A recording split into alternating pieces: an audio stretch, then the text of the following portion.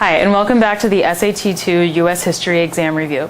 Today we're going to be talking about the 1970s, in which we're going to focus on foreign affairs because they are highly tested during this time period.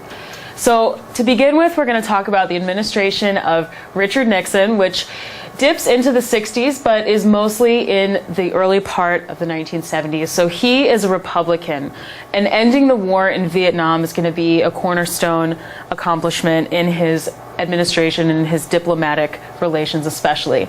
Also, he's very well known for the détente policy.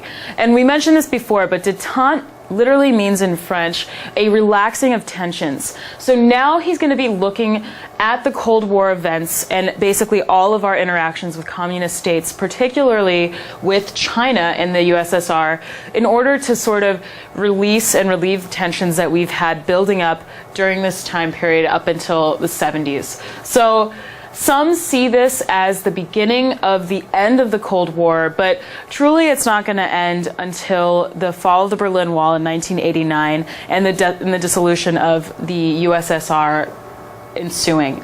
So first of all, as a part of the détente policy, he's going to be looking to the Soviet Union, but he's also going to be reestablishing diplomacy to China, and I should say the People's Republic of China, the PRC, because at this point, when he steps into office, the UN is still not recognizing the PRC as a legitimate nation, and Taiwan is really seen as the real China. So he's trying to basically reestablish some kind of recognition on the part of the US and the UN with mainland China.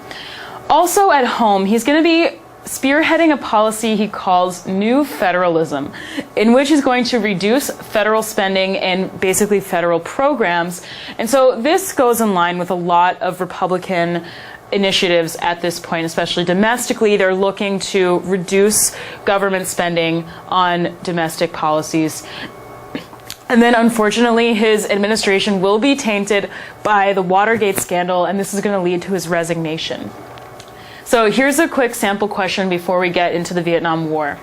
U.S. involvement in Vietnam was primarily motivated by an outgrowth of A, a formal declaration of war, B, the goals of the Johnson and Nixon administrations, C, an appeal to the United Nations, D, foreign policy developed post-war World War II, E, an anti-Chinese focus in foreign policy.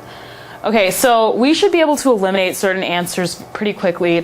First of all, it was not a formal declaration of war, our involvement with the Vietnam War. It was actually spurred by the Gulf of Tonkin Resolution,